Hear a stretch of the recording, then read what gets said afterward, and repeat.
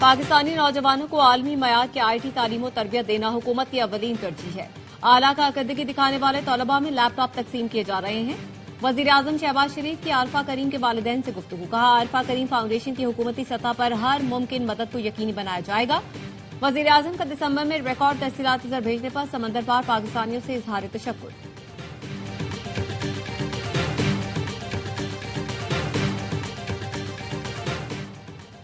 ایران آزادی کی طرف دیکھ رہا ہے، ایران کی مدد کے لیے تیار ہے۔ امریکی صدر ٹرمپ کا ٹروتھ سوشل پر بیان، کہا ایران نے آزادی کے لیے ایسی تحریک پہلے کبھی نہیں دیکھی۔ ایران کا امریکہ اور اسرائیل پر ہنگاموں کو ہوا دینے کا الزام، صدر پزشکیان نے کہا کہ بیرون ملک سے دہشت گردوں کو ایران لایا گیا، ان دہشت گردوں نے املاک کو نقصان پہنچایا، مساجد کو آگ لگائی۔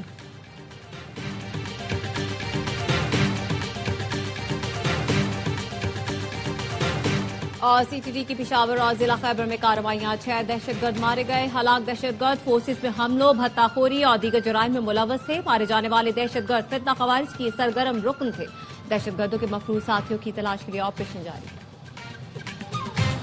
اسلام آباد میں شادی والے گھر میں گیس لیکیج سے دھماکہ، دلہا دلہن سمیت 8 افراد جان سے گئے، 11 زخمی۔ سیکٹر G7 خوشیوں بھرا گھر ماتم کدا بن گیا۔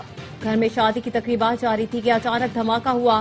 دلہے کے چچا نے بتایا گزشتہ روز بارات گجرات گئی، 1:30 بجے شب واپس آئے، صبح قیامت ٹوٹ پڑی۔ دلہا کی والدہ اور بھانجی بھی جان سے گئیں۔ تمام افراد کی آخری رسومات ادا کر دی گئیں۔ H8 قبرستان میں تدفین۔ صدر، وزیر اعظم اور وزیر داخلہ کا جانی نقصان پر افسوس کا اظہار۔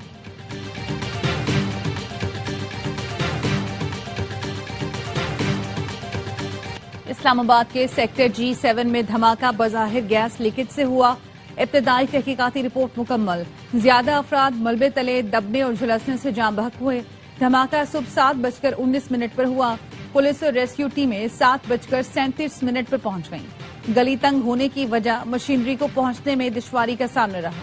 2 گھر تباہ، 8 کو جزوی نقصان پہنچا۔ CDA نے 2 گھر سیل کر دیے۔ عینی شاہدین اور متاثرہ افراد کے بیانات لیے گئے۔ گیس کس جگہ جمع ہوئی اور اسے آگ لگنے کا سبب کیا تھا، اس کا تعین کیا جائے گا۔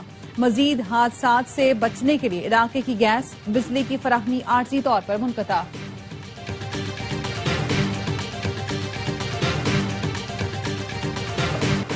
پشاور میں 9 مئی واقعات کی ویڈیوز کی تصدیق مکمل۔ پنجاب فورینسک لیبارٹری نے رپورٹ تیار کر دی، جس کے مطابق 9 مئی واقعات میں سہیل آفریدی، کامران بنگش، تیمور جھگڑا، عرفان سلیم کی موجودگی کی تصدیق ہوئی ہے۔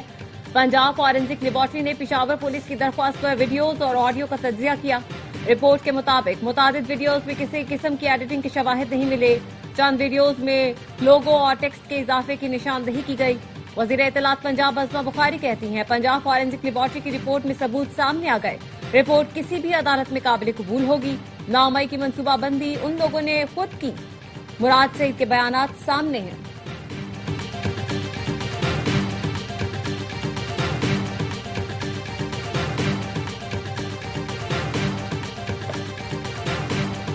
ایران میں ہنگاموں کے دوران 114 سیکیورٹی اہلکار مارے گئے۔ الجزیرہ کی ایران کی نیم سرکاری خبر ایجنسی تسنیم سے رپورٹ، بتایا مختلف شہروں میں سیکیورٹی اہلکاروں کو نشانہ بنایا گیا۔ اصفہان میں 30، فارس میں 12 اہلکار ہلاک ہوئے۔ گورنر اصفہان نے سرکاری میڈیا کو بتایا پرتشدد واقعات خارجی شرپسندوں کی سرپرستی میں ہوئے، 2 ماہ کا ایک بچہ بھی جان سے گیا۔ ملک بھر میں متعدد طبی اور امدادی مراکز پر حملے رپورٹ ہوئے۔ ایران میں مہنگائی کے خلاف احتجاج 180 شہروں تک پھیل گیا۔ ملک بھر میں مسلسل تیسرے دن انٹرنیٹ بند، مظاہرین کو بھڑکانے والے 600 موساد ایجنٹوں کی نشاندہی ہو گئی۔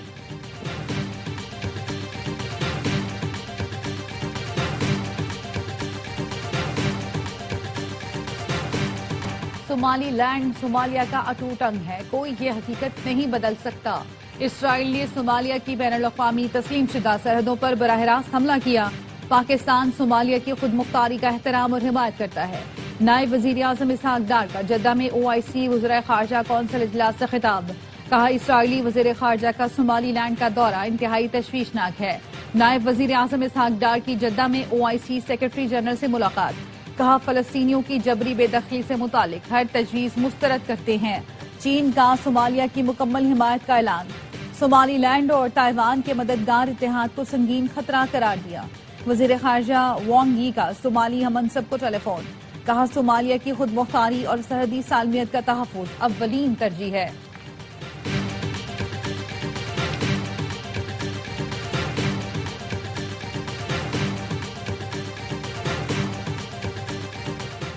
نائب وزیر اعظم اسحاق ڈار کی جدہ میں اہم ملاقاتیں۔ سعودی نائب وزیر خارجہ سے پاک سعودی عرب اسٹریٹجک شراکت داری مزید مضبوط بنانے پر تبادلہ خیال۔ مصری وزیر خارجہ سے دو طرفہ تعلقات اور غزہ کی صورتحال پر گفتگو۔ بنگلہ دیش کے مشیر خارجہ سے ملاقات، دو طرفہ مضبوط تعلقات پر اطمینان کا اظہار۔ نائب وزیر اعظم سے آذربائیجان کے نائب وزیر خارجہ بھی ملے، دو طرفہ تعلقات مضبوط بنانے کا عزم۔ اسحاق ڈار کی مالدیپ کے ہم منصب سے ملاقات میں بھی دوستانہ تعلقات پر اطمینان کا اظہار۔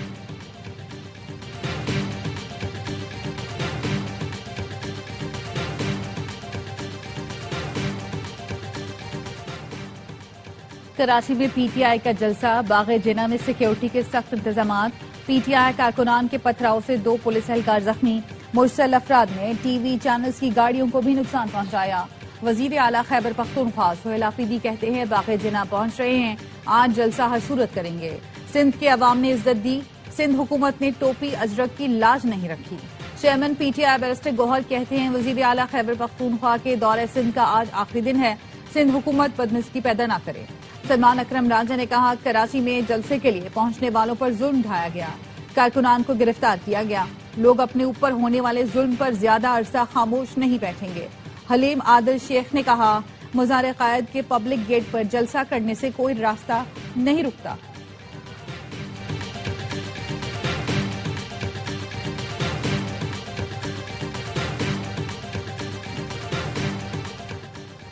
پی ٹی آئی نے جو یقین دہانیاں کرائی تھیں ان پر عمل نہیں کیا جا رہا۔ جلسے کی اجازت کے باوجود حکومت سندھ پر الزامات عائد کرنا نامناسب ہے۔ پی ٹی آئی کو گراؤنڈ میں جلسہ کرنے سے کسی نے نہیں روکا۔ سندھ کے سینئر وزیر شرجیل میمن کہتے ہیں پی ٹی آئی کارکنان قانون ہاتھ میں نہ لے، حکومت کی دی گئی گائیڈ لائنز پر عمل کریں۔ صوبائی وزیر ناصر حسین شاہ نے کہا سڑک پر جلسہ کریں گے تو پورا کراچی چوک ہو جائے گا۔ پی ٹی آئی لیڈرشپ کو کہوں گا 8 فروری کی ہڑتال کی کال واپس لے۔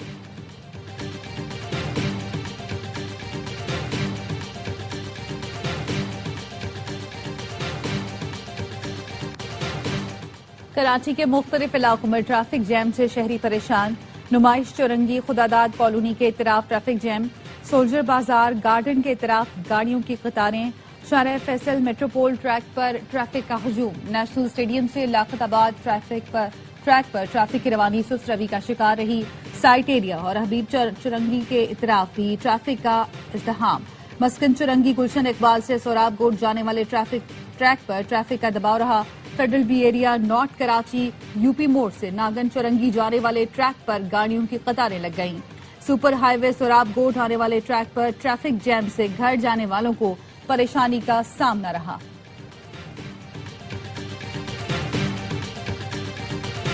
T20 ورلڈ کپ میں بنگلہ دیش کے میچز کہاں ہوں گے؟ بنگلہ دیش بورڈ کو آئی سی سی کے جواب کا انتظار۔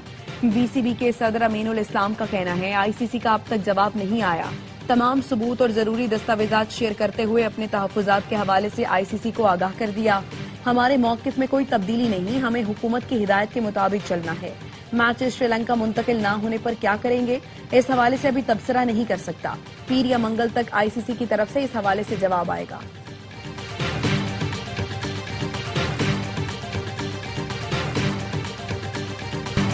ایک ملک کی منمانی سے کرکٹ نہیں چل سکتی، بھارت کو قابو نہیں کیا جا سکتا تو آئی سی سی ختم کر دیں۔ سابق جادوگر اسپنر سعید اجمل نے آئی سی سی کو آڑے ہاتھوں لیا، کامران اکمل بولے مودی کرکٹ سے نہیں کام سے ووٹ لے۔ عبدالرزاق نے کہا ذاتی چیزوں کو کھیل میں نہیں لانا چاہیے۔ تینوں کرکٹرز کراچی میں پاکستان سیلیبریٹی لیگ کے دوسرے سیزن کی تقریب میں شریک ہوئے۔ اداکار اور کرکٹرز کی کرکٹ لیگ کرکٹینمنٹ کا میلہ ہیوسٹن میں ستمبر میں سجے گا۔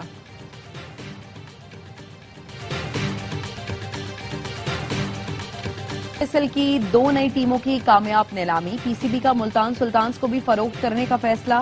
سی E O P S L Salman Nasir کہتے ہیں پی سی بی نئے سیزن سے پہلے ملتان سلطانز کو فروخت کرنے پر کام کر رہا ہے۔ ذرائع کے مطابق ملتان سلطانز کے لیے جلد ٹینڈر جاری ہوگا، ڈرافٹ کے وینیو اور تاریخ کا باضابطہ اعلان جلد کیا جائے گا۔ پی ایس ایل کا 11واں سیزن 26 مارچ سے 3 مئی تک کھیلا جائے گا۔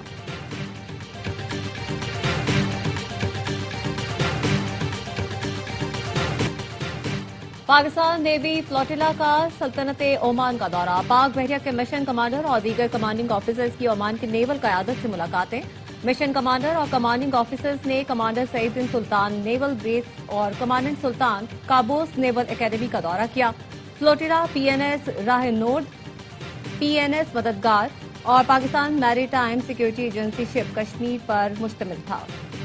کراچی والوں سے جینے کا حق چھین لیا گیا، شہریوں کو پانی، بجلی، سڑکیں اور اپنا حق چاہیے۔ امیر جماعت اسلامی کراچی منم ظفر کہتے ہیں پیپلز پارٹی کی حکومت نے 17 سال میں کراچی کو کیا دیا؟ ٹریفک سگنلز اور سڑکوں پر لینڈ مارکنگ نہیں ہے، ہمیں بھاری بھرکم چالان منظور نہیں، سندھ حکومت ای چالان پر نظر ثانی کرے۔ ملک بھر میں شدید سردی کی لہر، یخ بستہ ہواؤں نے موسم کی شدت میں مزید اضافہ کر دیا۔ لیا میں درجہ حرارت -14، اسکردو -13، استور گوپس میں -10 تک گر گیا۔ ہنزا گلگت -8، کلات بغروت -6 اور دیر میں -5 ڈگری سینٹی گریڈ ریکارڈ کیا گیا۔ کوئٹہ -3، مری ایبٹ آباد -1، پشاور اسلام آباد میں 0، لاہور 5 اور کراچی میں 7 ڈگری سینٹی گریڈ ریکارڈ کیا گیا۔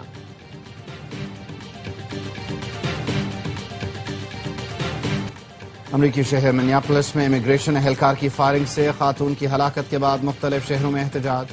واشنگٹن، بوسٹن، لاس اینجلس اور منیسوٹا میں ہزاروں افراد نے احتجاج کیا۔ مظاہرین نے تارکین وطن کے ساتھ اظہار یکجہتی کرتے ہوئے ٹرمپ کی پالیسیوں پر کڑی تنقید کی۔ امریکی امیگریشن افسران کے خلاف نعرے بازی بھی کی۔ کانگریس ویمن الہان عمر نے بھی شرکت کی، کارروائیوں کو غیر قانونی قرار دیا۔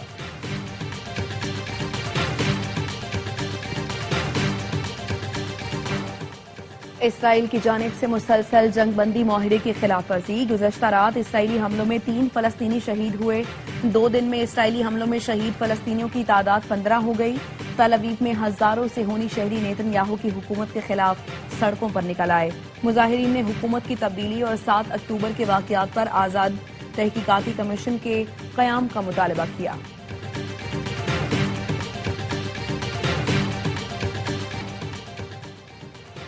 کراچی سی ویو پر خواتین کی وانٹ ٹو رن ریس ممتاز نعمت نے جیت لی۔